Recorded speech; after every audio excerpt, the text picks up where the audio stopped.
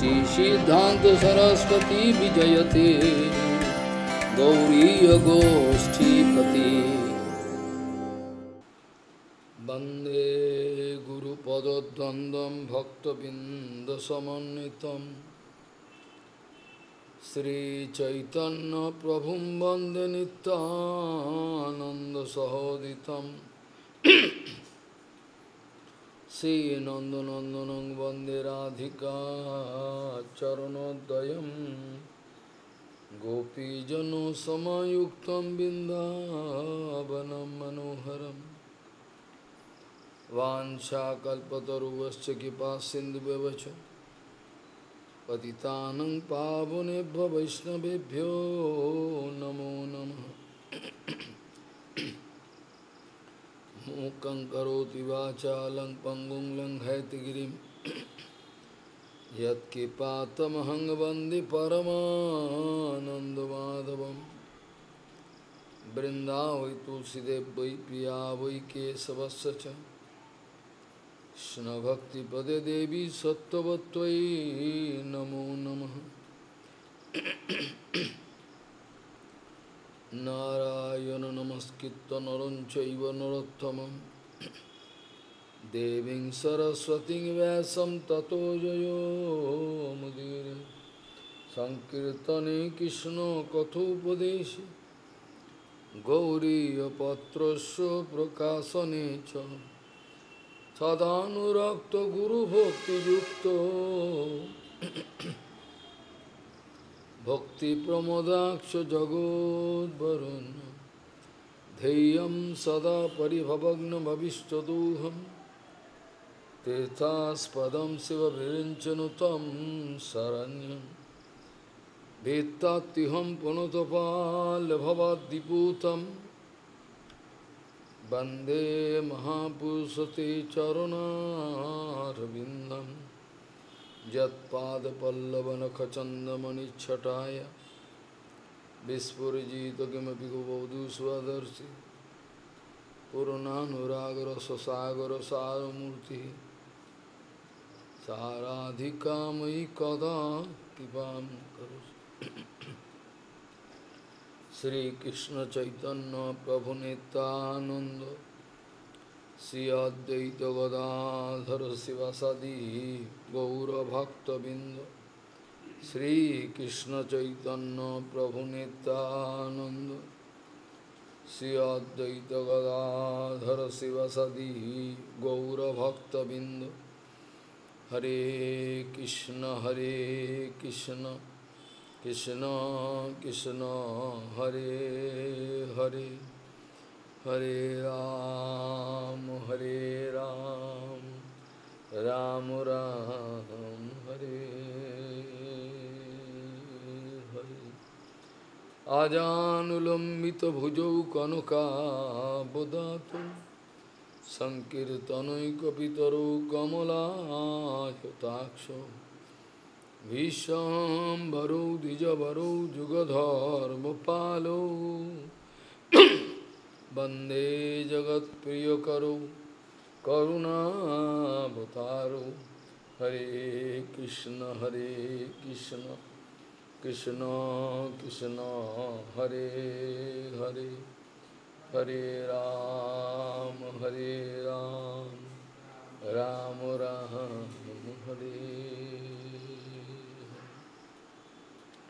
नमामि गंगे तव पादपङ्कजं सुरासुरैर्वन्दितो दिव्यरूपं भुक्तिं च मुक्तिं च ददासि नित्यं भावानुरूपेण सदा नराणां। गंगातरङ्गरमणीयजटाकलापं गौरी निरन्तरविभूषि त्ववामभागं नारायणो प्रियमनङ्गमदापहारं वाराणसीपुरपति भज विश्वनाथं वागीसजुष्वदने लक्ष्मीर्यस्य च वक्षसि यस्यास्ति हृदये संविहित त्वं नृसिंहमहं भजे। हरे Krishna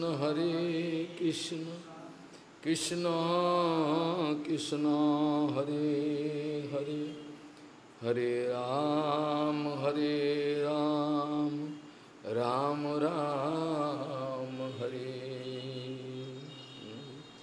Om Apritattvakarana Nishinisharana Nana Manurata Dhiya Kshana Bhagana Nidra Daiva Avatarta Rachana Risayo Pideva Jusmat Prasanga Vimukha Iha Sansaranti Jusmat Prasanga Vimukha Iha Sansaranti Aham Apritattvakarana Nishinishayana Nana Manurata Dhiya Kshana Bhagana Nidra Daiva Avatarta Rachana Isayo Yopi Deva Jusmat Prasanga Vimukha Iha Sansaranti Jusmat Prasanga Vimukha Iha Sansaranti.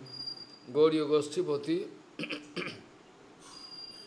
Srila Bhakti Siddhanta Saraswati Goswami Thakur Prabhupada Paramahamsa জগৎগুরু জানিয়েছেন, ভগবান কখনোই জীবের স্বতন্ত্রতারূপ রত্নের উপর হস্তক্ষেপ করেন না।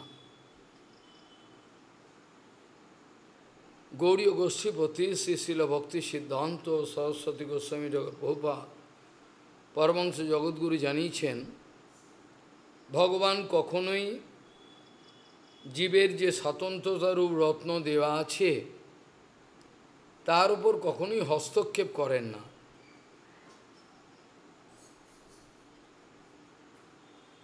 জীবকে যে স্বতন্ত্রতারূপ রত্ন দেয়া আছে, এই স্বতন্ত্রতারূপ রত্ন সে কীরকমভাবে ব্যবহার করতে চাইছে এটা ভগবান দেখতে চান।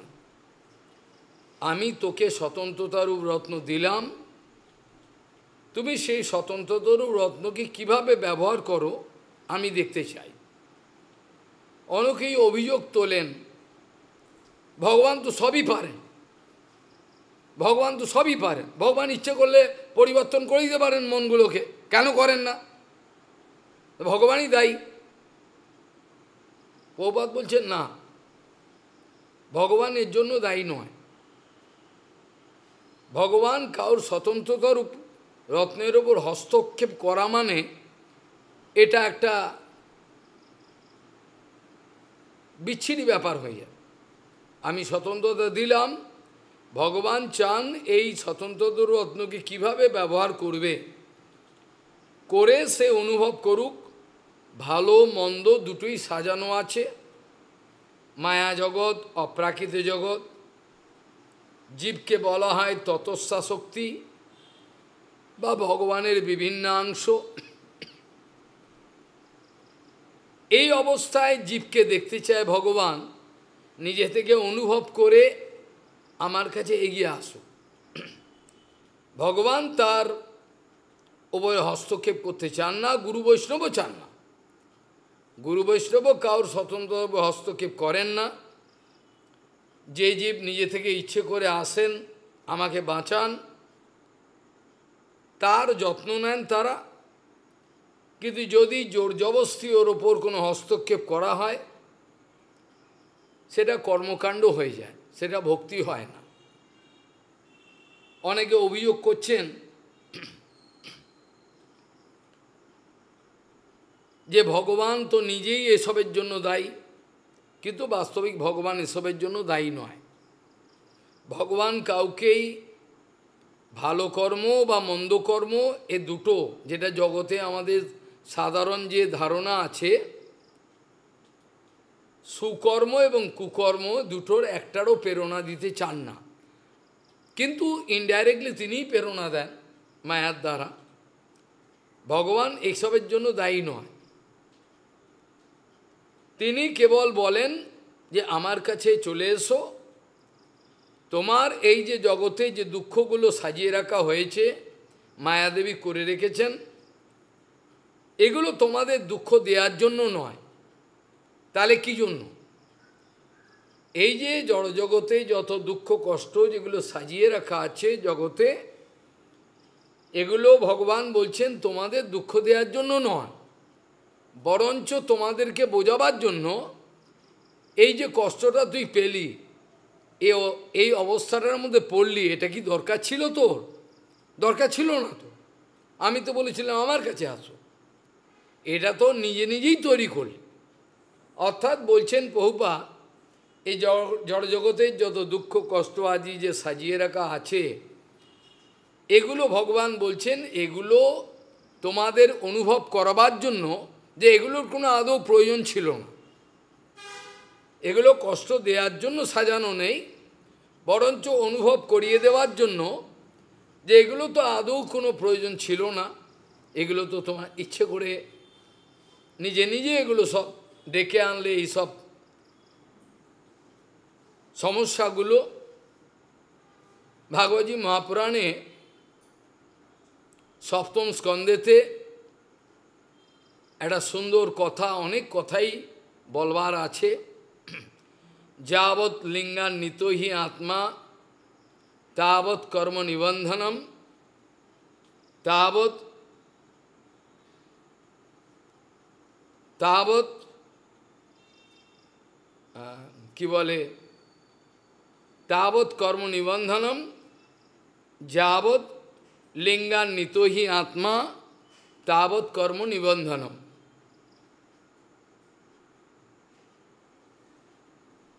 তারপরে বলছেন মায়া যোগ অনুবর্ততে, ততক্ষণ পর্যন্ত জীবের দুঃখ থাকে, জীবের কষ্ট থাকে, জীবের নানা রকম বিপর্যয় থাকে, তাবৎ বিপর্যয় হয়, দুঃখ হয়। আর যাবৎ মায়া যোগ অনুবর্ততে, মায়া যোগ অর্থাৎ মায়ার দ্বারা অভিভূত হয়ে জীব যে কর্মগুলো করে, সেটা সম্বন্ধে বলছেন যাবৎ লিঙ্গান্বিত হি আত্মা তাবৎ কর্ম নিবন্ধনম। যতক্ষণ আত্মা লিঙ্গান্বিত, লিঙ্গ মানে আমাদের যে সূক্ষ্ম শরীর আছে, তাবৎ বিপর্যয় মায়া যোগ অনুবর্ততে। সেখানে বলছেন লিঙ্গ দেহ মানে হলো সূক্ষ্ম দেহ।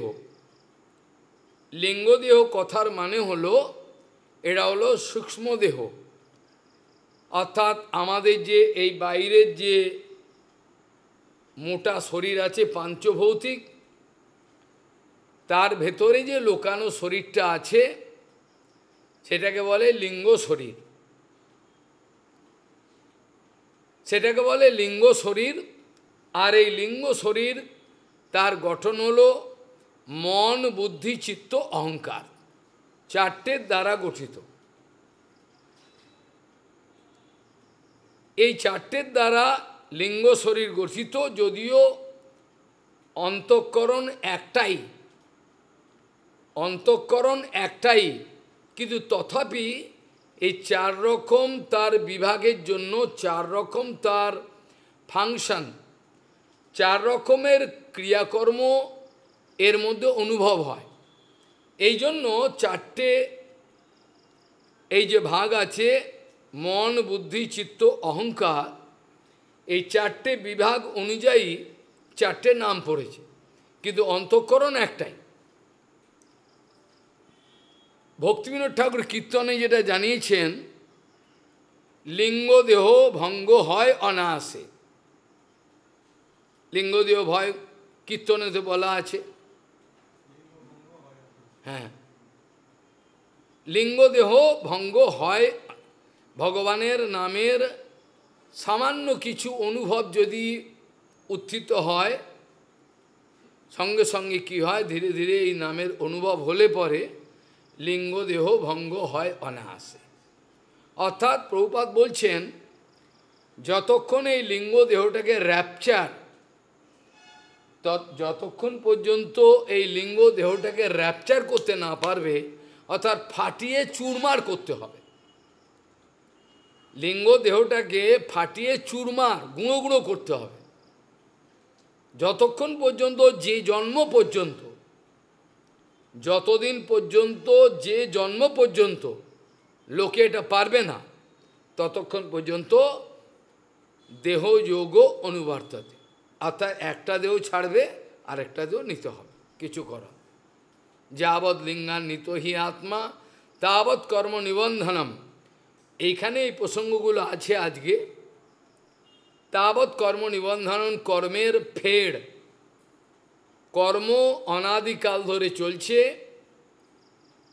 কর্মে অনাদি কর্ম ফলে পরিভবার নবজলে তরিবারে না দেখি উপায়, অর্থাৎ কর্ম অনাদিকাল ধরে চলছে। কবে শুরু হয়েছিল, কোন জন্মে, অনন্ত জন্ম ধরে চলছে, কথায় কেউ বলতে পারবে না, কোনো হিসাব নাই। সেই জন্য বলছেন যে এই কর্ম অনাদি, ভক্তিমোহন ঠাকুর লিখছেন জৈব ধর্মে, কর্ম অনাদি বটে, কিন্তু কর্মের কিন্তু শেষ হতে পারে, অর্থাৎ অনাদি হলেও কর্ম অনাদিকাল ধরে হয়তো চলছে, এর রিয়াকশানটা, কারণ এই জন্মে যে কর্ম করলেন তার রিয়াকশানটা পরের জন্ম, ভালো মন্দের কর্মের যে হিসাব কিতাব হলো, তার যেটা যে ডিউ থাকে, এটাকে বলে অপূর্ব। বেদে এটাকে অপূর্ব, অপূর্ব মানে নাইস নয়, অপূর্ব মানে খুব ভালো, এটা নয়, এটার নাম হলো, এই টেকনিক্যাল টার্ম, এটার নাম হলো অপূর্ব।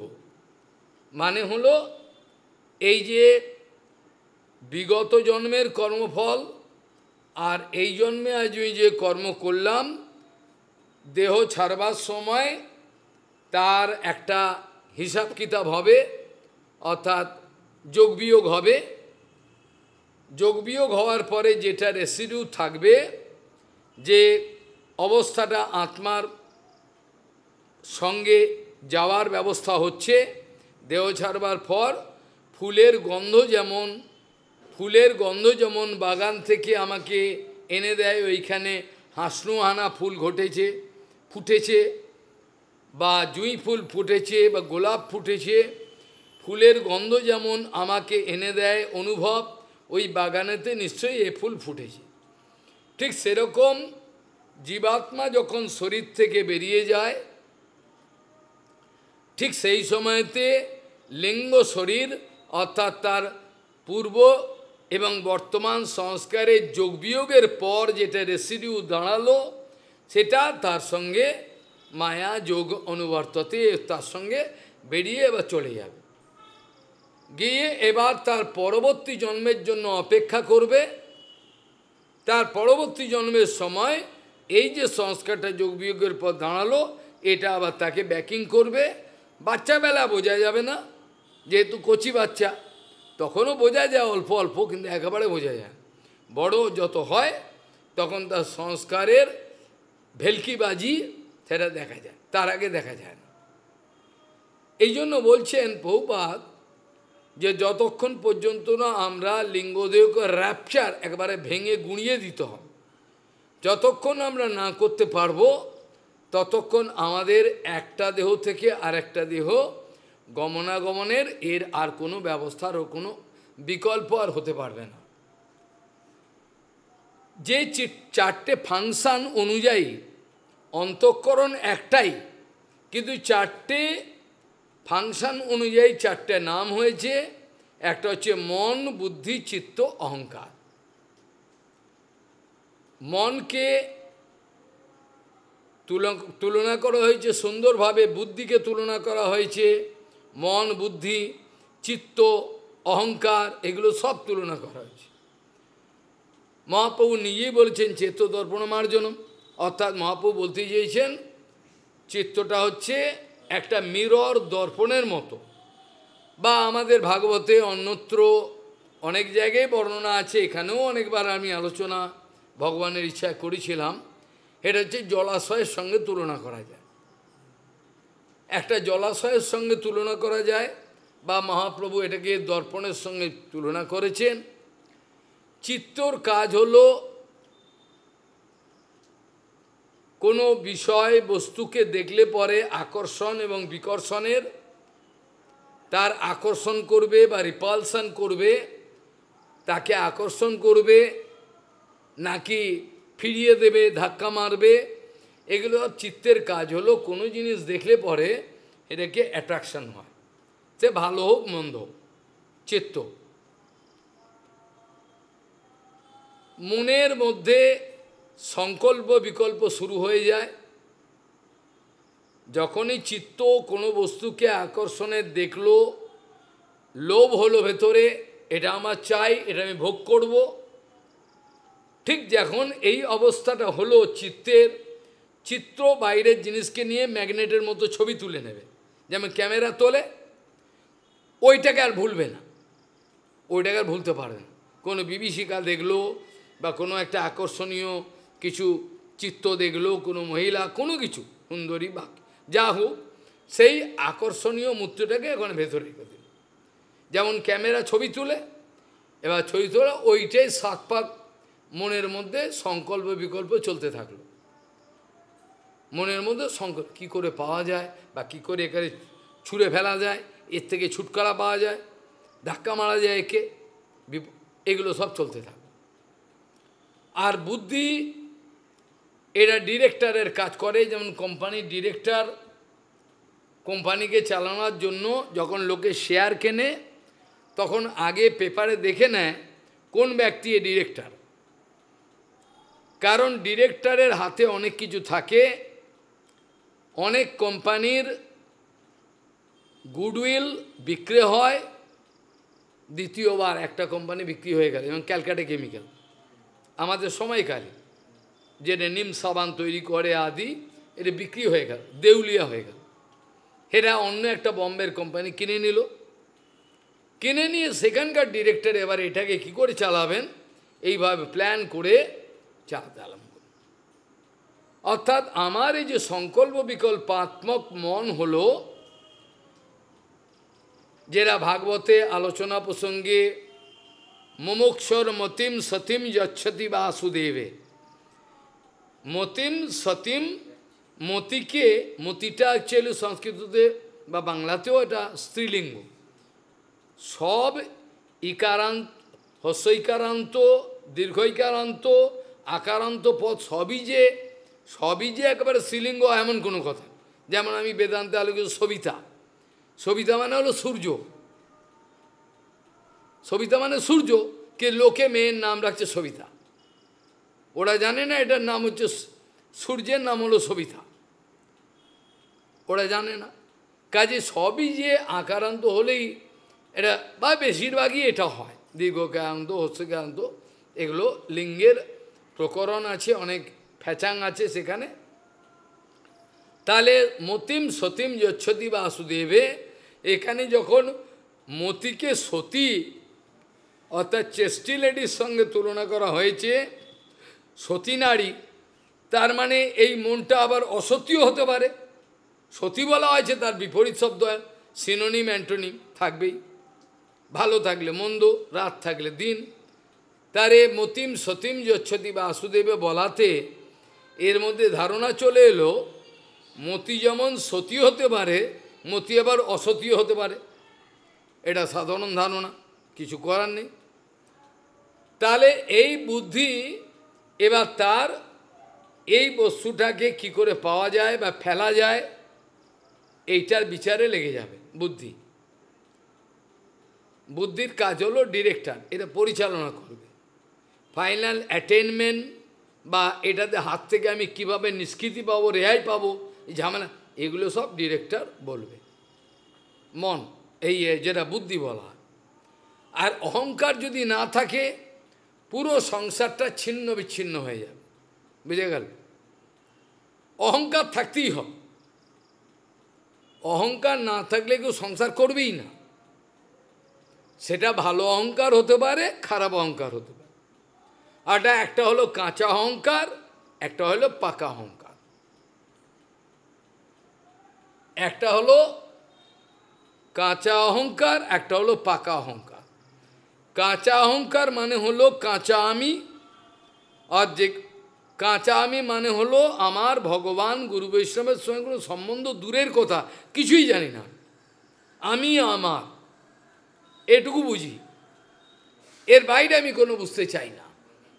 আমি এবং আমার এ দুটো কথা ছাড়া আমি আর অন্য কিছু বুঝতে চাই না।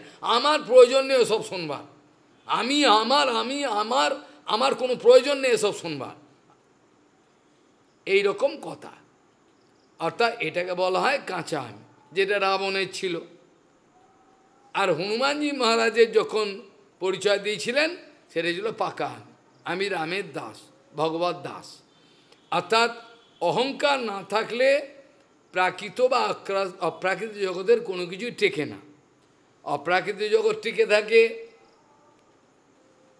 শুদ্ধ অহংকারের দ্বারা, আর প্রাকৃত জগতের যা কিছু বাঞ্ছা করল, প্রাকৃত জগতের যা কিছু এটা প্রাকৃত অহংকারের দ্বারা।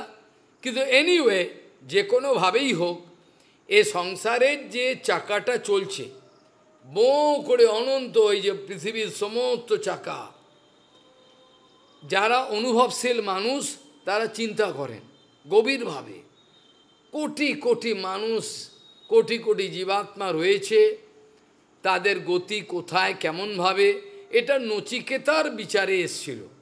নচিকেতা বুঝতে চেয়েছিলেন এটা কিভাবে হয়, কিন্তু আমাদের কারোর কিন্তু এই অনুভব আসে না। আমরা আগেও আলোচনা করেছিলাম, কোনো মানুষ যখন চিন্তা করে বদ্ধ অবস্থায়, তার একটা রেফারেন্স ফ্রেমের মধ্যে চিন্তা করে, এর বাইরে ট্রান্সেন্ড করে যেতে পারে না। কিন্তু গুরু বৈষ্ণবের চিন্তা এতই ব্যাপ্তি, শুদ্ধ গুরু বৈষ্ণবের চিন্তা এতটাই ব্যাপ্তি লাভ করে যে অনন্তদেবের চরণের সঙ্গে মিলে যায়। অর্থাৎ এমন কিছু ভাবনা নেই সেটা করতে পারে না। কেন? অনন্তদেবের চরণে এলে নিতাই চরণ সত্য, তাহারও সেবক নিত্য, নিতাই চরণ সদা করবাস বাঞ্ছা কল্প। তাহলে নিতাই চরণের সঙ্গে নিতাই অনন্তদেব, নিতাই তো অনন্তদেব, নিতাই চরণের সঙ্গে যদি আমার এই ক্ষুদ্র মন, ক্যাঁকড়া বিচের মতো আমার ক্ষুদ্র মন, এই মনকে যদি আমি গুরু বৈষ্ণবের কৃপাতে বাড়াতে বাড়াতে এক্সটেনশন করতে করতে টুয়ার্ডস ইনফিনিটির দিকে যদি যেতে, অর্থাৎ অনন্তের চরণে যেতে পারি, তাহলে আমার আর কোনো বন্ধন থাকে না, আমার কোনো শত্রু আমি খুঁজে পাই না। এখন আমি প্রতিপদে শত্রু খুঁজে পাই কি না? ইয়াসমিন সর্বাণি ভূতানি আত্মৈব অবুধ বিজানতঃ তত্র কোশক কোমোহ কি কোশক কোমোহ একত্বম অনুবশ্যত। অর্থাৎ নিজের মধ্যে সমস্ত জগৎকে, সমস্ত অনন্ত জীবকে অনুভব করা, আবার একের মধ্যে বৈচিত্র্যকে ভগবানের মধ্যে, অর্থাৎ আমার আত্মার মধ্যে সমস্ত কিছুকে অনুভব করা, সমস্ত কিছুর মধ্যে নিজেকে অনুভব করা, আর নিজের মধ্যে সমস্ত কিছুকে অনুভব করা। এই যে অনুভব, এর উপর নির্ভর করছে আমি কত বড় সাধু হতে পারবো কি পারবো না, এগুলো সব কিছু নির্ভর করছে, এর ওপর কিছু করার নেই। যতক্ষণ পর্যন্ত এই লিঙ্গ দেহ থেকে আমি রেহাই না পাবো ততক্ষণ চলল। বুদ্ধিমান ব্যক্তি এর কোনো রিস্ক নেয় না, নেয় কি? বুদ্ধিমান ব্যক্তি নেবে না। এইখানেই আছে যে কর্ম, তোমার এই ইন্দ্রিয়গ্রাম, ভগবান বলছেন উদ্ধব, এই ইন্দ্রিয়গ্রাম তোমার কর্ম সৃষ্টি করছে। হ্যাঁ, মানে এটা হেয়ালি কথা, হেয়ালি কথা হয়ে গেল। এটা কি মানে হলো? তোমার ইন্দ্রিয়গ্রাম কর্ম সৃষ্টি করছে, এটা মানে তো বোঝা গেল না। তোমার ইন্দ্রিয়গ্রাম মানে হলো তোমার পূর্ব সংস্কার অনুযায়ী তোমার ইন্দ্রিয়গ্রাম পরিচালিত হয় কি না? তোমার পূর্বের সংস্কার অনুযায়ী তোমার ইন্দ্রিয়গ্রাম পরিচালিত হয়। ইন্দ্রিয়গ্রাম কী করে পরিচয় হয়? পূর্বে কর্মফল, সেই কর্মফলের এফেক্টগুলো ইন্দ্রিয়ের মাধ্যমে বেরোয়। কাউর খুব নোংরা জিনিস দেখতে ইচ্ছে করে চোখ ফেলে দেখছে, কাউর নোংরা জিনিস শুনতে ইচ্ছে করে কান দিয়ে শুনছে, কার নোংরা জিনিস খেতে ইচ্ছে করছে, তাহলে কি কোত্থেকে আসছে এগুলো? তোমার ইন্দ্রিয়গ্রামের পরিচালনটা কি সূক্ষ্ম দেহের যে সংস্কার ওটা অনুযায়ী। তা তোমার লিঙ্গ দেহ, তোমার হাত পা কান নাক মুখ, তুমি যে কর্মগুলো করছো এটা তো তোমার আরও কর্মকে প্রপাগেট করছে, তাই কি না? কর্মকে তো আটকাতে পারছে না। কর্মবন্ধ জ্ঞানবন্ধ আবেশে মানব অন্ধ, কর্ম ছাড়াইতে কেহ নারে। কর্ম খালি কর্মকে প্রপাগেট করবে। এক কর্ম তো আপনার কর্ম আর একটা কর্মকে জন্ম দেবে, আর একটা কর্মকে জন্ম দেবে, এইভাবে ঘুরতে থাকো। যদি কোনো মানুষকে বলা হয় তুমি তো মায়ের পেট থেকে জন্মেছিলে ছোট্ট বাচ্চা, তোমার তো এইগুলো ছিল, কোনো কিছু ছিল না, তুমি আস্তে আস্তে বড় হলে, ভক্তিময় ঠাকুর যেটা কীর্তনে ক্রমে দিনে দিনে পাঠ পড়ি অহরহ, তাই কিনে লিখেছে, স্বজনেরও কোলে, হ্যাঁ আজরেরও ছেলে স্বজনেরও কোলে হাসিয়া কাটালু কাল, কমে দিনে দিনে হ্যাঁ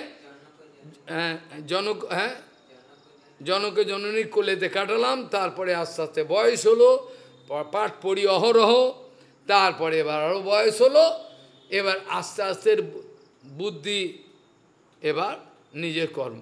কোনো আপনি জন্মেছিলেন একা, আপনার জীবাত্মা কিভাবে একটা ঝুনঝুনিওয়ালা একা জন্মেছিল, তার নাতি পুতি তার পুতি এ করতে করতে বিরাট একটা পরিবার বানে।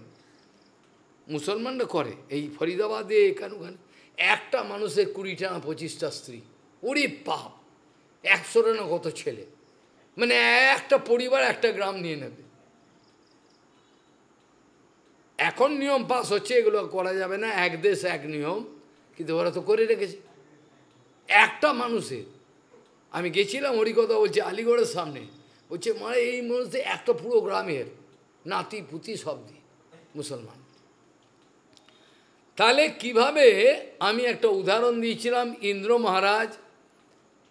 মহারাজ কিভাবে গুরুচরণে, আমি আর বিস্তৃত বলবো না, অপরাধ করলেন, বৃহস্পতি অন্তর্ধান করলেন, তার পায়ে ধরতে গেল বিশ্বরূপকে, বিশ্বরূপের এবার মামাবাড়ির প্রতি টান আছে, সেখানে ভাগ দিতে গেল যজ্ঞে, সেখানে কি কেলেঙ্কারি হলো, ওর গলা কেটে দিল, আবার গিয়ে সে বিরাট একটা ব্রহ্মহত্যা হয়ে গেল, সে পালাতে গেল, সেখান থেকে যদিও পিছিয়ে এলো, আবার সেই আর একটা বৃত্তাসুর হলো কি না? বৃত্তাসুর, এবার বৃত্তাসুরের, উনিও ব্রাহ্মণের ঘরে, বৃত্তাসুর এবার বৃত্তাসুরকে মারল।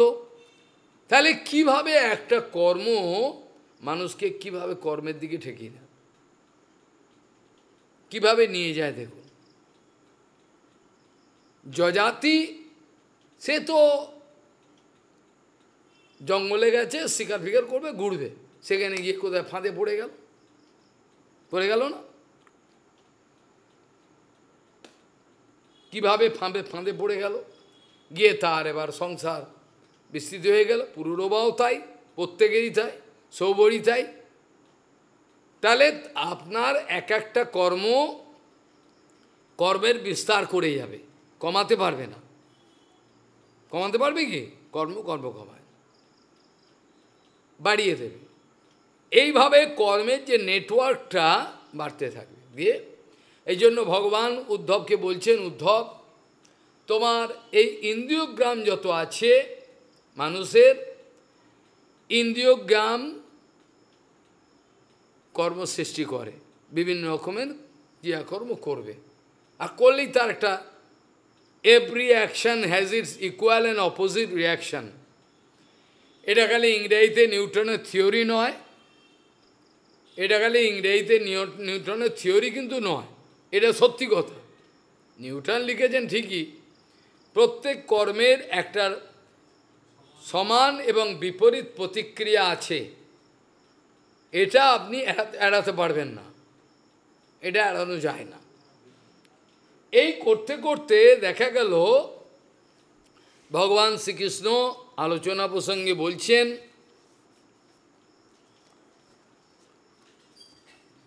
যে দেখো তত বিপর্যয় ক্লেশঃ তত বিপর্যয় ক্লেশঃ মায়া যোগানুবর্ধতে। কি বলল? যাবৎ লিঙ্গন নিতাহি যাবৎ লিঙ্গন নিতো হি আত্মা তাবৎ কর্ম নিবন্ধনম তত তত কি বলে বিপর্যয় তত বিপর্যয় ক্লেশঃ মায়া যোগানুবর্ধতে। অর্থাৎ এর থেকে বেরোতে পারবে না। হিরণ্যকশিপু যে একটা অসুর, এ তার ভাইয়ের বউকে এবং মাকে সান্ত্বনা দিচ্ছে, ভাই চলে গেছে, উপদেশ করছে, অসুর। এ বলছেন অম্ব অম্ব, হে মা, জগতের এই গতি, এ সব অনিত্য। আরে মূর্খ, তুই আগে বোঝ অনিত্য। বলছে অম্ব অম্ব, সব অনিত্য জগতে, জানো এইরমই সব জগৎ।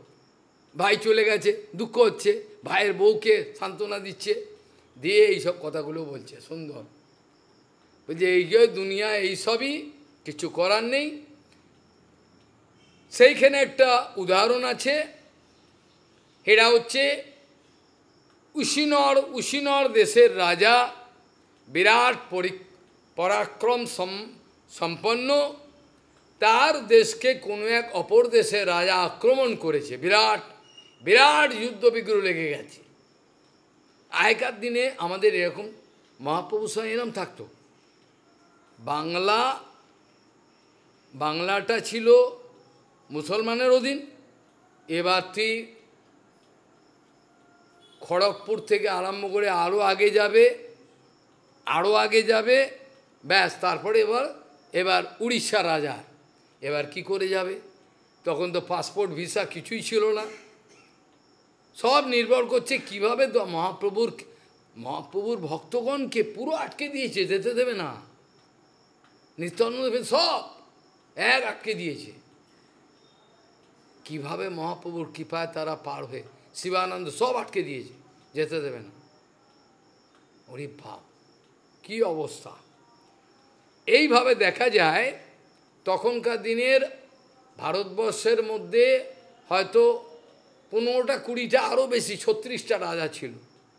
কে উড়িষ্যার এই অংশের রাজা, কে কর্ণাটকের এই অংশের রাজা, কে সব নিজে নিজে কোনো একটা ব্যবস্থা ছিল, এরা অবস্থা ছিল। এবার হচ্ছে উশিনর দেশের রাজা, সেই উশিনর দেশের রাজাকে তার দেশকে আক্রমণ করেছে, আক্রমণ করে তার দেশকে নিয়ে নেবে। এরকম আগে হতো তো, এরকম আগে যেমন সনাতন, আজকেই বলছিলাম সনাতনকে হোসেন শাহ বলছে আমার সঙ্গে চলো উড়িষ্যার দেশ জয় করব। হ্যাঁ, আমি তোমার সঙ্গে যাব, তুমি উড়িয়ায় সমস্ত মন্দিরগুলো ভাঙবে, আমি দেখব, তুমি যাও, আমি যাব না। উড়িষ্যারা বলছে তোমাকে যেতে হবে আমার সঙ্গে। বলছে আমি যাব না। আমি কেন যাব? আর যেই যাব না বলছে, ওকে বন্দি করে, ও যে বলছি যাব না আমি, ওকে কারাগারে ঢুকিয়ে দিল। আমি তোমার সঙ্গে যাব দেবতার মন্দিরগুলো ভাঙবার জন্য, তুমি কি করবে? আমি যেতে পারবো না। এইভাবে মহাপ্রভুর কৃপাতে তারা রহিবে। যাই হোক, এখন উশিনর দেশের রাজাকে আক্রমণ করেছেন, পার্শ্ববর্তী কোনো রাজা হবে, এবং আক্রমণে বিরাট লড়াই চলতে চলতে বাই চান্স এরকম হয়। আমরা তো ছোটোবেলায় পড়েছি না, রানা প্রতাপ সিংহ, তার ঘোড়াটার নাম ছিল চেতক। চেতকের এত বুদ্ধি ছিল যে এত খায় বিরাট পাহাড় থেকে পাহাড়, কি করে চেতকের যেন মনে হচ্ছে 1000টা চোখ, কোথায় পেছন থেকে রানা প্রতাপকে মাঝে ও ঠিক দেখতে পাচ্ছে, বাঁচিয়ে দিচ্ছে। ঘোড়া রানা প্রতাপের যদি কাপড়টা দেখেন, আপনার মতো 4টে-5টা ঢুকে যাবে ওর ভেতরে। রানা প্রতাপের যে ড্রেসটা ঝোলানো আছে চিতরে, দেখলে অবাক হয়ে, এরা কোনো মানুষ? বলে হ্যাঁ, এত বড় রেস। তার ঘোড়াটা কী ছিল, তার ঘোড়াটার কী বুদ্ধি, তা আমরা হিন্দিতে পড়েছিলাম আর কি। যাই হোক, হিন্দিতে পড়েছিলাম, হিন্দি সাবজেক্ট ছিল আমাদের ছোটো বয়সে তখন। হ্যাঁ, সেখানে এইভাবে বাই চান্সে সেই রাজাকে মেরে দিয়েছে। উশিনাথ দেশের রাজাকে ভেতরে ভোজালে ঢুকিয়ে তো রাজা মরে গিয়ে এবার পড়ে রয়েছে, ময়দানে পড়ে রয়েছে, মরে। এবার রানীরা খবর পেয়েছে যে রাজা মরে গেছে, সব রানী হাও মাও করে কাঁদতে কাঁদতে সব যুদ্ধক্ষেত্রে চলে এসছে। এখানে রাজার পায়ে ধরে কাঁদছে, ওগো ওঠো, চলো, তোমাকে ছাড়া উশিনর দেশ শূন্য হয়ে যাবে, আমরা কাকে নিয়ে বাঁচব, তুমি আমাদের রাজা। এবারে কাঁদছে, আর কি সে ফিরে আসে, সব রানীরা কাঁদছে হাওয়াম করে। তখন একটা বাচ্চা ছেলে, যমরাজজি মহারাজ, বাচ্চা ছেলের রূপ ধারণ করে সামনে এসছে, এসে বলছে, মা তোমরা কাঁদছো কেন, কি হয়েছে? বাচ্চা, 4-5 বছরের বাচ্চা। বলে আমাদের রাজা মরে গেছে, এই দেখো না, মরে গেছে, রাজা চলে গেছে জগতে। বাচ্চাটা বলছে, রাজা চলে গেছে কোথায়? এই তো রাজা রয়েছে। এটা নয়, রাজা চলে গেছে। আর কোথায় চলে গেল? এই তো পড়ে রয়েছে তোমাদের সামনে। বলে না, এই যে আত্মা রাজার, এটা চলে গেছে। ও, আত্মার জন্য কার্য? তা আত্মার জন্য যে কার্য, আত্মাকে কি আগে দেখেছিলে? না তো দেখিনি। তা আত্মাকে তো তুমি দেখোনি, তুমি তো রাজার দেহটাকে দেখে, দেহটা পড়ে নিয়ে যাও বাড়িতে, রাজার দেহতা তো রয়েছে, এটা তুলে নিয়ে যাও না, রাজাটা মরে গেছে, কোথায় রয়েছে? বলছে আত্মা চলে গেছে। কি চলে গেল? আত্মা। যে আত্মাটার জন্য তুমি কাঁদছো, তাকে কি আগে দেখেছিলে? বলছে না। তাহলে যে আত্মাকে দেখোই নি, নায়াম আত্মা প্রবচনেন লভ্য, ন মেধায়া ন বহু ন শ্রুতে ন, এ তো কেঁদে, তাহলে তার জন্য কেঁদে কী হবে? মা এসে হাওয়া করে কাঁদতে আরম্ভ করলো, মাটিতে বসে, ছেলে আমার চলে যাবে। কোথায় যাবে? তুমি বা কোথায় যাবে? হ্যাঁ, কোনো কারণ আছে? বিচারগুলো দেখলে এগুলো কোনো ইউজলেস, এর কোনো ব্যাকগ্রাউন্ড নেই। যে কারণে আমরা শোক করি, কান্না করি, চেঁচামেচি করি, এর বিচার করে দেখবে এর কোনো ব্যাকগ্রাউন্ড নেই, বেসলেস, এগুলো নিরাধার হিন্দিতে বলে। এখানে নিরাধার, কী জন্য কার্য? তুমি ছেলেকে বাঁচাতে পারবে? চিরকাল বেঁচে থাকবে তুমি, কে বাঁচাবে তুমি? আর ব্যাংকের টাকা যদি বাঁচাতে পারে, তাহলে কোটি কোটি টাকার মালিক সে কেন বাঁচাতে পারলো না তার মেয়েকে? ওই যে বলেছিলাম আমি উদাহরণ, জলন্ধরে কোটি কোটি টাকার, তা বাঁচাতে পারলো না মেয়ে। তাহলে এমন দেশ নেই যেখানে যায়নি, কোনো দেশেই বলছে এ পারবো না, এ হবে না। তাহলে টাকাই যদি আমায় বাঁচাতে পারে, তাহলে আমি কি করে বেঁচেছি টাকা ছাড়া? এটা তো হতে পারে না, টাকা বাঁচায় এরকম কোনো কথা নেই, এটা কোনো কথা না। তারে উশিনর দেশের রাজা যে মরে গেছে, তার যমরাজজি মহারাজ বাচ্চা হয়ে এসে ওদেরকে শিক্ষা দিচ্ছেন যে আত্মাকে কেউ দেখতে পায় না, যেটা চলে গেছে রাজার দেহ থেকে বেরিয়ে, তার জন্য কেঁদে কী হয়? তাকে তো তোমরা দেখোনি আগে, কোনোদিন তো জানো না, তোমরা এই দেহটাকেই দেখেছো, এই দেহ তো রয়েছে, এবার নিয়ে যাও বাড়িতে, তো থাকে না। যে মুহূর্তে আত্মা এই শরীর থেকে বেরিয়ে গেল, 12 ঘন্টাও লাগবে না, গন্ধ বেরোতে আরম্ভ করবে, পুষতে আরম্ভ করবে। যে দেহের এই পরিণতি, ভক্তিবিনোদ ঠাকুর বলছেন, শিয়াল কুকুর সব করিবে মহোৎসব করবে না, এ দেহ নিয়ে, আমার সাদের দেহ নিয়ে মহোৎসব করবে। এই সাদের দেহ নিয়ে এবার শিয়াল কুকুরে মহোৎসব করবে। আর জলে ফেলে দিলে জলের জন্তু জানোয়ার খাবে, ভালো হবে, ওরা খেতে আরম্ভ করবে, মহোৎসব করবে। এই দেহকে নিয়ে কত বড় অহংকার দেখুন। এই দেহ যার কোনো স্থিরতা নাই, যার কোনো ব্যাকগ্রাউন্ড নাই, কতদিন থাকবো, কিভাবে থাকবো, কোথায় যাব, কি করব, যার একটারও কোনো সদুত্তর কেউ দিতে, না বাবা, না মা, না ভাই, দাদু, দিদা, ঠাকুমা, কেউ দিতে পারবে না, পারবে? কিন্তু বলবার সময় বলবে, বলবার সময় 2-4টে ফুলঝুরি মুখে বেরোবে, আর কিছু করতে পারবে না। একমাত্র রক্ষাকর্তা আমার এই সেই গুরুদেব প্রভুপাদ, এরা যদি আমাকে নিয়ে যান, আমার দেহ ছাড়ার সময় আসেন, যেটা আমি বলেছিলাম রাঘব চৈতন্য প্রভুর, দেখছেন প্রভুপাদ এসছেন, প্রভুপাদ এসে গেছেন পরিকর। তো আমার জীবনেও যদি ওরা আমার, তবে তো সার্থক না, তো সব বেকার হয়ে গেল, সব তো বেকার হয়ে গেল, কী লাভ হবে? না, লাভ তো হবেই, বেকার যাবে না কিছুতেই। তাহলে এখানে আমরা আলোচনা প্রসঙ্গে বলছিলাম যে ততদিন পর্যন্ত তত বিপর্যয় ক্লেশঃ মায়া যোগ অনুবর্ততে। অনুবর্ততে, অনু মানে পেছনে পেছনে ছুট, মায়া যোগ ছাড়বে না। যখন লিঙ্গ দেহ ভঙ্গ অনায়াসে হয়ে যাবে, তব অল্প স্ফূর্তি পায়, উগ্র তাপ দূরে যায়, লিঙ্গ দেহ হয় ভঙ্গ অনায়াসে। তব অল্প স্ফূর্তি পায়, হ্যাঁ, উগ্র তাপ দূরে যায়, লিঙ্গ দেহ ভঙ্গ হয় অনায়াসে। এটা হবে। যতক্ষণ এটা না হবে ততক্ষণ মিদনাপুর, বাঁকুড়া, এদিক ওদিক, আফ্রিকা, রাশিয়া, এই জন্মা এবার মর, ভাগাড়ে যা, এই হবে, এই হবে, আর কিছু লাভ হবে না। যেখানে যেমন কর্মফল নিয়ে যাবে। ভগবান কালকে আমরা আলোচনা বসছিলাম, ভগবান বলছেন উদ্ধব কর্মাণি দুঃখোদর্কাণি কুর্বণ দেহেন তৈ পুনঃ দেহম আভজতে যত্র কিং সুখম মর্তধর্মিণঃ। যারা মর্ত ধর্ম অর্থাৎ মরণশীল ধর্মতে বিরাজমান রয়েছেন, উদ্ধব তুমি চিন্তা করে দেখো, এই কর্ম করল, কর্ম করে আবার একটা শরীর ধারণ করল, কাটতে পারলো না। তাহলে এই যে একটা কর্মের ফলে দুঃখ কর্ম করে আবার একটা আবার দুঃখ কষ্ট, তাহলে কিসের সুখ আছে বলতে পারো? উদ্ধবকে বলছেন আর একটা যে দেহলাভ করলো, এইভাবে যে জীবাত্মা ঘুরছে, তত্র কিং সুখম মর্তধর্মিণঃ, those who are having material conception, মর্তধর্ম, তাদের সুখ কিসে আছে বলো দেখি?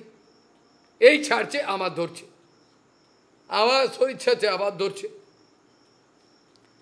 ভগবান বলছে দেখো উদ্ধব, এটা শুধু সাধারণ এই জীবাত্মাগুলো নয়, যারা বড় বড় লোকপাল, ইন্দ্র বরুণ আছে না, সমস্ত লোকপাল, এদের সবারই কিন্তু ভয় আছে। দেখো লোকানাম লোকপালানাম, হ্যাঁ, মদ ভয়ম কল্পজীবী নাম, যারা এক কল্পজীবী পুরো কল্প যাবৎ বেঁচে থাকবে, তাদেরও ভয় আছে উদ্ধব আমার কাছ থেকে।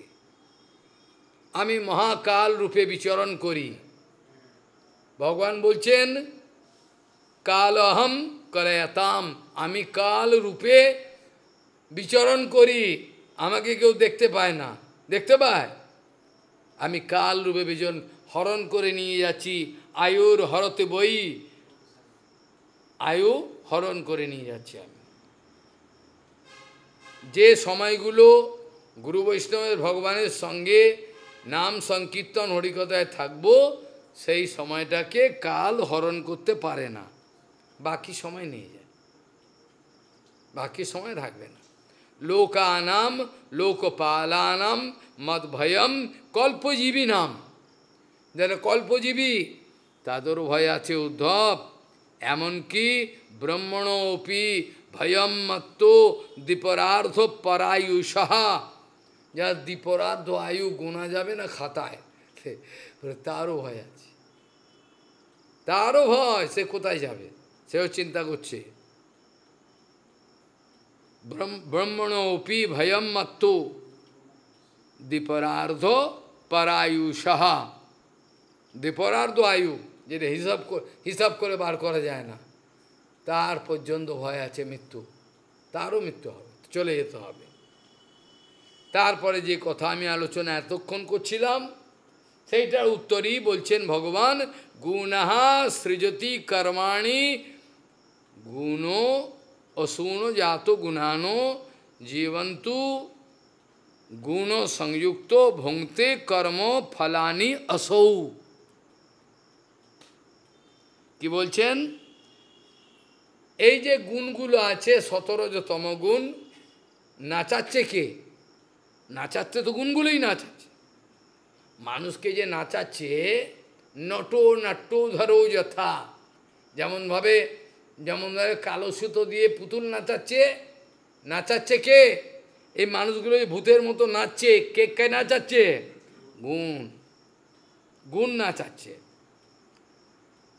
কিছুই হয়নি, বৌমা কালকে বিয়ে হয়ে এসছে, হঠাৎ কোন একটা কথা বলে দিল বৌমা, এবার আগুন লেগে সংসারে শাশুড়ির সঙ্গে দুমদাম লেগে গেল, হয়ে গেল, সংসার ঘুচে গেল। ছেলে এলো অফিস থেকে, আগুন জ্বলছে, বলো আমরা চলে যাই, চল, আমরা মায়ের সঙ্গে থাকবো না, হয়ে গেল। মা এবার মরুক, বুঝে গেল কি সুন্দর সংসার। এইভাবে গুণী তো নাচাচ্ছে। আর বুদ্ধিমান ব্যক্তি যারা সাধু, তারা কি করে? তারও অবাক হয়ে দেখে, কি করছে রে বাবা এরা। দেখ, গুণা গুণেশু বর্তন্তি ইতিমাত্য়া ন সজ্জতে বুধহা। বুদ্ধিমান ব্যক্তি, আরে মারামারি লেগে গেল, কিছুই না, একটু আগে দেখলাম কিছু ধুম ধাম লাগে গেল পাড়ার মধ্যে, ধুম ধাম, এই চলে এলো, এই ছুরি নিয়ে এলো, কাটারি লাঠি, পুলিশ চলে এলো, মনে মনে দেখছে। ওগুলো জড়ায় না, সাধুগুলো বুঝতে পারে গুণের দ্বারা গুণ চলছে, আমি এটা ইতিমত্যা, এ তো বুঝে ন তেসু, এটাতে সজ্জতে জড়িয়ে পড়ে না। এতে যারা বিদ্বান বুদ্ধিমান ভক্ত, তারা চিন্তা এই যে হলো, এই কারণটা কি কারণে হলো, লড়াই লেগে গেল, মারামারি সব কিছু হয়ে গেল, এই কারণ কেউ, এসব গুণ এই নাচাচ্ছে লোককে, ধেই ধেই করে নাচাচ্ছে এই গুণ। গুণা সৃজন্তি কর্মাণি, কৃষ্ণ বলছেন উদ্ধব, এই গুণগুলোই কিন্তু তোমাকে প্রেরণা দিচ্ছে। যেটা অর্জুনকে তুমি যুদ্ধ করবে না বলছো, যুদ্ধ করতেই হবে তোমাকে, তোমার ক্ষত্রিয় ধর্ম তোমার করতেই হবে। এইখানে বলছেন তাহলে গুণগুলোই তো কর্ম করছে, গুণগুলো সৃষ্টি কে করছে? গুণগুলো করছে তো আমার পূর্ব সংস্কার। এবার শতগুণ আমার উপর রিয়াকশান ফেলবে কি রজগুণ ফেলবে, এটা নির্ভর করছে আমার পূর্ব সংস্কার। এটা সোজা কথা, যেহেতু ভালো সংস্কার শতগুণ, তার তমগুণ রজগুণ, তাহলে কী হবে? সেটাও তো বন্ধন, শতগুণটাও তো বন্ধন, আর ওটার বাইরে তো যেতে পারছে না। তাহলে গুণা সৃজন্তি কর্মাণি গুণ অনুসৃজতে গুণাণু। গুণ গুণকে সৃজন করে, এক গুণ, গুণ কর্মকে সৃজন করে, আবার সেই কর্ম আবার গুণেতে পরিবর্তিত হয় এদিক ওদিক, আর জীবন্তু বেঁচে থাকে লোকে গুণ সংযুক্ত, গুণের বাইরে যেতে পারছে না। এটা হচ্ছে গুণের সমুদ্র। এটা কি বলা হয়? এটাও তো সমুদ্র, এটা বায়বীয় সমুদ্র। আমরা জলের সমুদ্র দেখেছি, আমরা এখন এতে কোথায় রয়েছি? বায়বীয় সমুদ্র, তাই কি না? এটা বায়ুর সমুদ্র। তো আর্কিমিডিস কি বলে? যে পরিমাণে জল তুমি অপসারণ করবে, তাই কি না, সেইটাকে হিসাব করে ডেন্সিটি বার করা। তা আমরা কতটা বায়ু অপসারণ করলাম, কি করলাম? কেন স্পেসে গিয়ে লোকে হালকা হয়ে যায়, এরম হয়ে যায়? কি কারণ? স্পেসেতে লোকে হালকা হয়ে ওড়ে কেন? এখানে তো ওড়ে না, ওখানে নেই বায়ু কিছু। তাই বলছেন গুণা সৃজন্তি কর্মাণি গুণ অনুসৃজতে গুণাণো জীবন্তু গুণ সংযুক্ত ভুঙ্ক্তে কর্মফলানি আসৌ। গুণ কর্মকে সৃষ্টি করছে, কর্ম আবার গুণেতে আরও তার প্রপাগেট করছে ধাক্কা। আর এইভাবে জীবগণ বেঁচে রয়েছে গুণসংযুক্ত, গুণের থেকে রেহাই পাচ্ছে না, আর এই গুণগুলোকেই উপভোগ করছে। জীবন্তু গুণ সংযুক্ত ভুংতে কর্ম ফলানি আসো। আর পরের যে কর্ম হবে, এই গুণের দ্বারা যে কর্ম করলো, আমি যে করলাম, এটা আবার তার কর্মফল করো, হতে হবে কিনা, করো, করে যাও, এর কোনো রেহাই নেই। সংসার করবে, করো, তারপরে বা তা চলল। ওই জন্য যারা ব্রহ্মচারী সন্ন্যাসী থাকতে চান, ভগবান বলছেন, চৈতন্য মহাপ্রভু আরও বিশেষ করে বলেছেন, তাদের পক্ষে অত্যন্ত সতর্ক থাকতে হবে, অত্যন্ত সতর্ক। মানে এর কোনো আর কোনো রাস্তা নেই, মানে কোনো মতে বাঁচবার কোনো রাস্তা নেই। তার মধ্যে যদি কোনো রাস্তা কেউ খুঁজে পায় ভালো, রাস্তা নেই ধরে নাও, রাস্তা নেই, সব রাস্তা ব্লক। মায়ায় পড়তেই হবে, কোনো বাবার ক্ষমতা নেই বলবে মায়ায় পড়ব না। কিন্তু এর মধ্যে যদি কপাল কাউর ভালো থাকে, বিরাট গুরু কৃপা থাকে, বৈষ্ণব এ বেঁচে বেরিয়ে চলে যাবে। ভগবান শ্রীকৃষ্ণ চৈতন্য এই জন্য বলছেন যে যারা এই নিষ্কিঞ্চনস্য ভজনোন্মুখস্য পারং পরং জীব মিশ ভবসাগরস্য সন্দর্শনম বিষয়নমত যোষিতানঞ্চ হা হন্ত বিষভক্ষণ তোপি অসাধু। এটার ব্যাখ্যা শুনলে লোকে উঠে পালাবে, আর সহ্য করতে পারবে না। মহাপ্রভু এত কড়া, এত নরম। যে মহাপুরুষ যত কড়া, তার অন্তঃকরণ তত নরম, কিন্তু বাইরে বুঝতে পারে। মহাপুরুষে অন্তঃকরণগুলো এরম হয়, একদিকে যেমন কড়া, বজ্রাদপি কঠোরানি কুসুনাদপি মেদুণী লোকোত্তরাণম, এই যে যারা আছেন তাদের এরকম হয়। আর ভাগবতে আরও বলছেন সুন্দর, ভাগবতে সুন্দর করে বলছেন যে এই সংসার সাগর থেকে পার হয়ে যেতে চাও, তার পক্ষে এই ব্যাপারে সতর্ক থাকা অত্যন্ত, এমন সতর্ক যে সতর্কের কোনো পর বলে কিছু নেই, এর পরে আর কিছু নেই, এত সতর্ক থাকতে হবে। এত সতর্ক না থাকলে পরে মহাপ্রভু বলছেন এর কোনো রাস্তা নেই, পড়বেই, এ পড়বেই, পা পিছলে পড়বেই পড়বে, আর হাবুডুবু খাবে। দুদিন পরেই কাঁদতে আরম্ভ করবে, চুল ছিঁড়বে। আমার চোখের সামনে দেখা কি বিধিঙ্গ অবস্থা ছিল, ব্রহ্মচারী রাগ করে চলে গেল। তারপরেই এবার তার মানে মুখটা দেখলে ঘৃণা হবে, এমন সব বিকৃত হয়ে গেল, এ ভাবা যায় না। এ সংসার সাগরের পার হয়ে যে যেতে চায়, তার পক্ষে মহাপ্রভু এই কথাই জানিয়ে দিয়েছেন, বুঝেছেন? সতর্ক হওয়ার কথা জানি, এছাড়া আর কোনো রাস্তাই এবার নাই। তাহলে গুণাহা সৃজন্তি কর্মাণি গুণো অনুসৃজতে গুণানো জীবন্তু গুণ সংযুক্ত ভুংতে কর্মফলানি আসৌ। নিজ নিজ কর্মফল ভোগ করো, কেউ তো তোমার কর্মফলের জন্য দায়ী নয়। কে তোমাকে বলেছিল? কেউ তো বলেনি।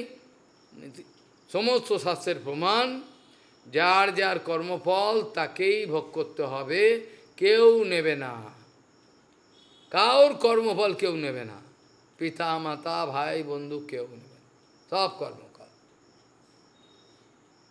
অবশ্যমেব ভোক্তব্য, কৃতকর্ম শুভাশুভম, ফল ভোগ করতেই হবে তোমাকে।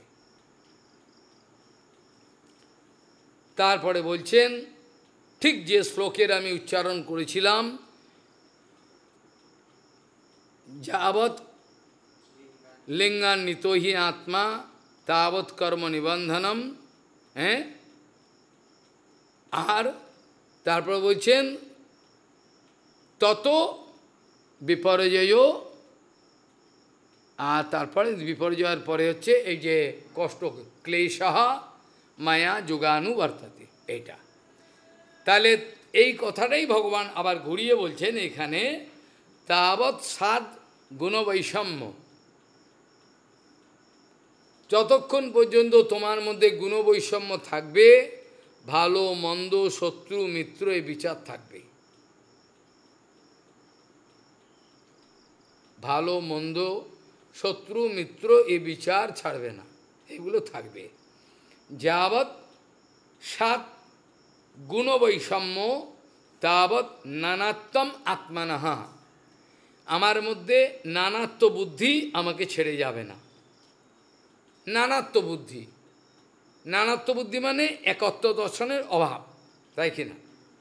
যখন আমি বুঝি সবই তো ভগবান করাচ্ছে, যখন যখন আমাদের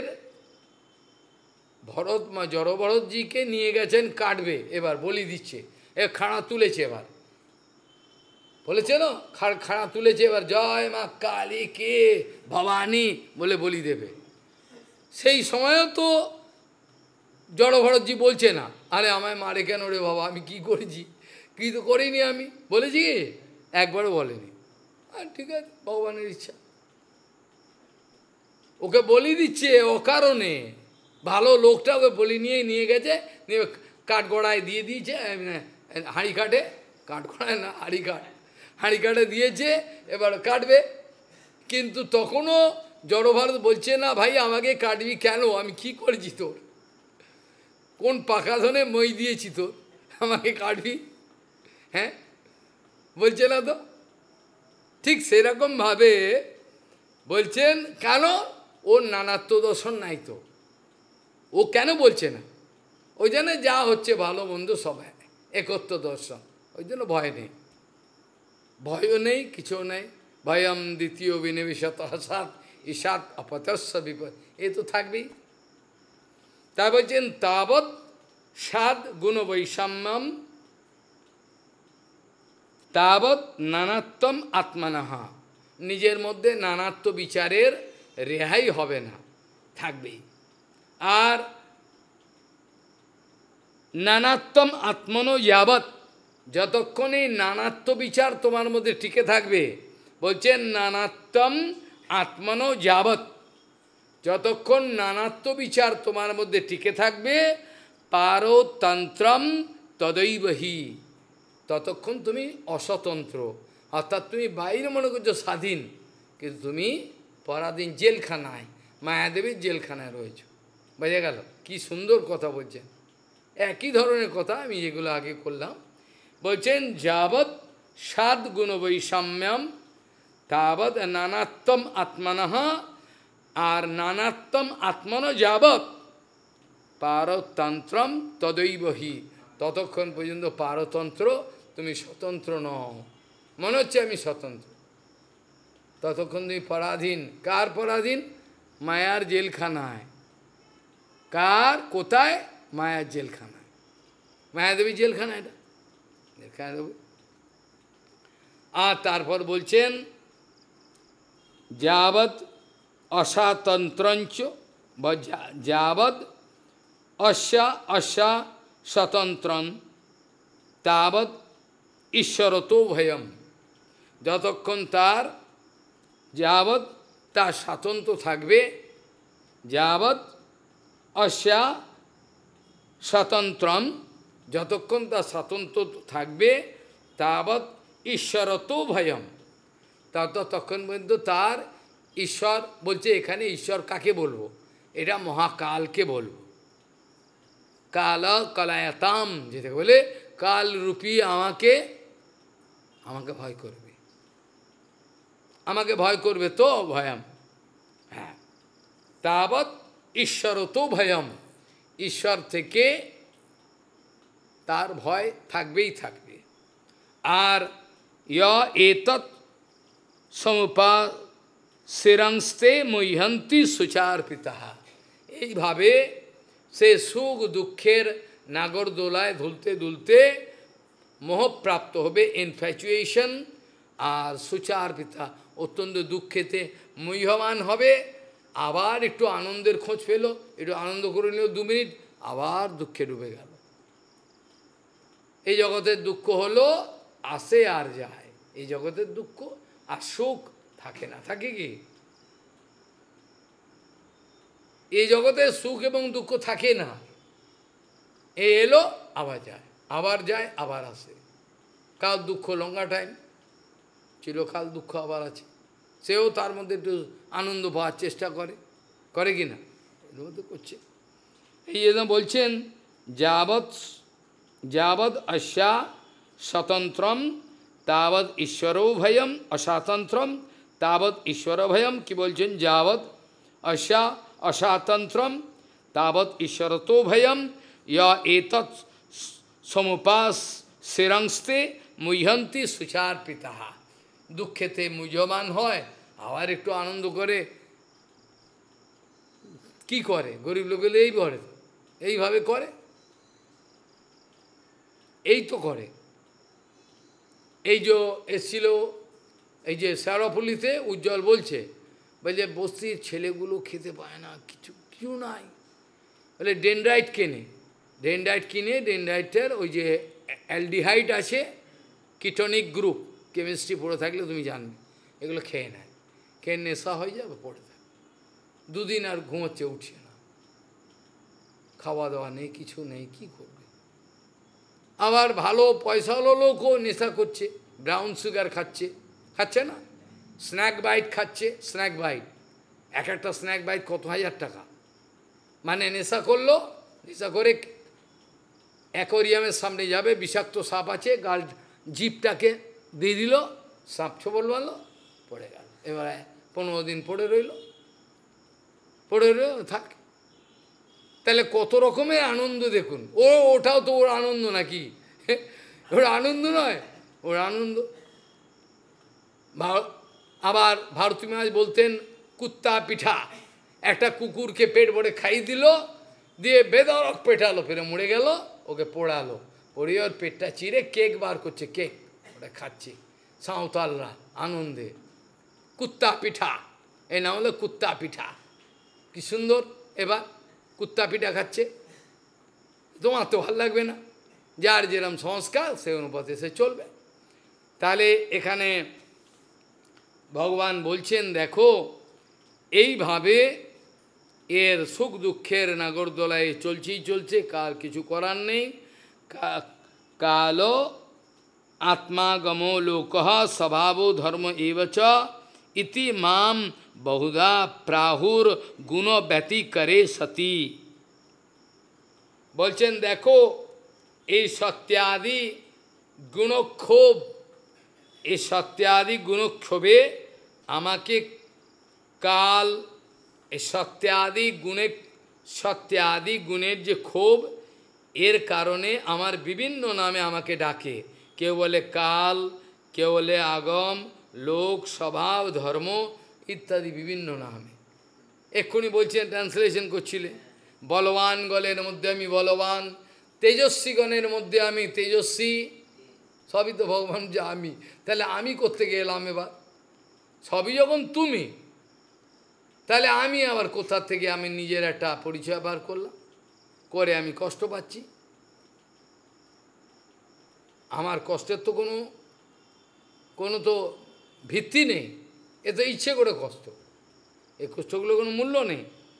তাহলে বলছেন দেখো, কালো আত্মাগম লোক স্বভাব ধর্ম এবচ ইতি মাম বহুদা প্রাহুর, আমাকে বিভিন্ন নামে লোকে বলে, প্রাহুর গুণব্যতি করে সতী, গুণের ছোব ধর্মবশত এই নানাত্ব, আর এর মধ্যেই আমার বিভিন্ন পরিচয়, কেউ কাল বলছে, মহাকাল বলছে, কেউ এই বলছে, সেই বলছে, ধর্ম বলছে, সবই কিন্তু আমি, আর অন্য কেউ নয়। এবার উদ্ধবজি মহারাজের প্রশ্ন, উদ্ধবজি মহারাজ বলছেন, প্রভুকে বলছেন, প্রভু এত কথা তো শুনলাম, কিন্তু এখন প্রশ্ন আসছে অনেক কিছু, কি গুণেষু বর্তমানোপি দেহে দেহ দেহ যেসু অনপাবৃত গুণেশু বর্তমানোপি, অর্থাৎ গুণের মধ্যে থেকে, আমরা তো গুণের সমুদ্রে রয়েছি না। বলছেন উদ্ধবের প্রশ্নটা হলো অনেকগুলো প্রশ্ন, বলছেন গুণেশু বর্তমানোপি, এই গুণসাগরের মধ্যে থেকে দেহ যেসু অনপাবৃত, কি করে দেহ ধর্ম নিয়ে থেকে এর গুণের বাইরে কি করে যাওয়া যায়, এ তো বোঝা যাচ্ছে না, এ কি কেউ সম্ভব? বলছেন গুণেশু বর্তমানোপি দেহ যেসু অনপাবৃত গুণের অবদ্ধতে দেহি, গুণের দ্বারা অস্পৃশ্য থাকতে পারবে? এটা বলছে উদ্ধব প্রশ্ন করছেন, গুণের বদ্ধতে দেহি, গুণের দ্বারা তো বন্ধন হবেই, গুণের সমুদ্র এখানে, কে গুণের বাইরে যেতে পারে? হ্যাঁ, গুণের বাইরে যেতে পারবেন পরমহংস ব্যক্তিগণ যাবেন, যাবেন তো গুণের বাইরে, যেখানে ভগবানের কথা বলা আছে যে ভগবান এই জগতে অবতীর্ণ হলেও জগতের কোনো গুণের সঙ্গে স্পর্শভূত হয় না। ভগবান তো অনেক দূরের কথা, এমনকি বৈকুণ্ঠ পার্ষদ, আমি বৃহৎ ভাগবতমীতে বলছিলাম, বৈকুণ্ঠ পার্ষদরা গোপকুমারকে বলছেন, দেখো আমরা তো বৈকুণ্ঠ জগৎ থেকে এসেছি, ভগবানের পার্ষদ তো, বলে হ্যাঁ, তো আমাদের তো এই জগতেতে এলাম, এই জগতের কোনো গুণ আমাদেরকে ধরছে কি? ও তা তো নয়, ধরতে পারছে, তাহলে এটাও সম্ভব। বৈকুণ্ঠ পার্ষদের সঙ্গে গোপকুমারের কথা হচ্ছে, আমরা তো এসেছি ভগবানের পার্ষদ, ভগবান পাঠিয়েছেন আমাদের এই জগতে, তো এই জগতে এসেছি, গুণে তো ভর্তি চারিদিকে, আমার তো স্পর্শ করছে না, তাহলে এটাও সম্ভব, এই জগতে থেকেও গুণ স্পর্শ করবে না, এটা সম্ভব? সম্ভব নয়, 100 ভাগ সম্ভব। কে বলল সম্ভব না? যারা পৌপাদের বংশধর বলে পরিচয় দেবে তাদেরকে এই জগতের গুণ স্পর্শ করতে পারবে কি? তাহলে তো কুলাঙ্গার হয়ে যাব আমরা, হবে না। তাহলে এর জন্য বলছেন গুণেশু বর্তমানোপি দেহ যেসু অনপাবৃত গুণের অবাধ্যতে দেহি বদ্ধতে বা কথম বিভ, কি করে এটা হতে পারে? এই জগতে থেকে, গুণের মধ্যে থেকে, গুণাতীত ভূমিকায় দেহ এবং গেহ সব নিয়ে কি করে এর বাইরে যাওয়া যায়? এটা কি সম্ভব হয়? এটা ভগবানকে সব প্রশ্ন করছেন, কথম, কিভাবে হয়? কথম বর্ততে, আর যে ব্যক্তি গুণের অতীত ভূমিকায় যায় তার কথাবার্তা কেমন হয়, কি খায় দায় সে, কেমনভাবে শোয়ে বসে কথা বলে, তার ব্যবহার কেমন হয় সেটা বলছি, তার লক্ষণ তো আছে, সেই বলছি। কথম বর্ততে বিহারে কৈর বা জ্ঞায়িত লক্ষণেই, কি লক্ষণের দ্বারা কি লক্ষণের দ্বারা তাকে জানা যায়, কিং ভুঞ্জিতে তো কি খায়, কিরমভাবে খায়, বিসৃজ, আর তো ব্যবহার কেমন হয় তার, সব কিছু প্রশ্ন করছেন। কিং ভুঞ্জিত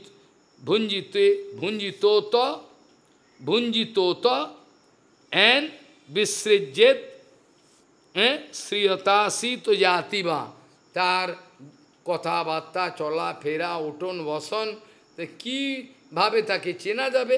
এই যে সেবে গুণাতীত ভূমিকায় গেছে, কি করে বুঝবো? এ তৎ অচ্যুত, এইটা আমাকে অচ্যুত তোমাকে বলে দিতে হবে, আমার তো উত্তর দেওয়ার কে বলবে? তুমি আছো এক। এ তৎ অচ্যুত মে ব্রুহি, ব্রুহি মানে বলো, এটা আমাকে বলো তো, বলো। প্রশ্নবিদাম বাড়াহা, প্রশ্নবিদদের মধ্যে উত্তর দেওয়ার মধ্যে আপনিই তো সব, যারা প্রশ্ন করে আপনি ছাড়া আর কে বলতে পারবে? আপনি তো বলতে পারেন। আর নিত্যবদ্ধ নিত্যমুক্ত এক এই ব্যক্তি মে ভ্রমহা, আমার ভ্রম হচ্ছে নিত্যবদ্ধ নিত্যমুক্ত, এই আবার কি করে এটা হয়, কি করে হয়?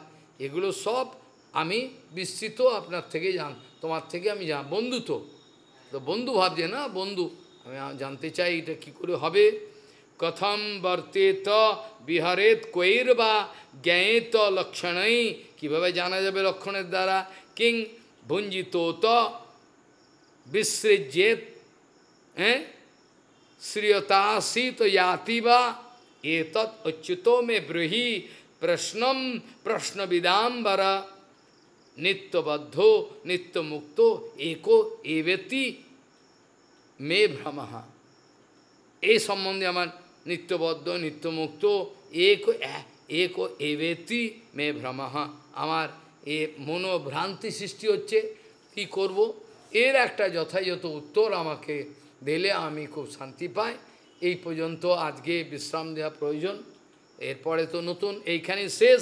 ইতি শ্রীমদ্ ভাগবতে মহাপুরাণে পরমহংস্যাম সংহিতায়াম বৈয়াসক্যাম একাদশ স্কন্ধে শ্রীমদ্ ভাগবত উদ্ধব সংবাদে দশমোধ্যায় সমাপ্তः।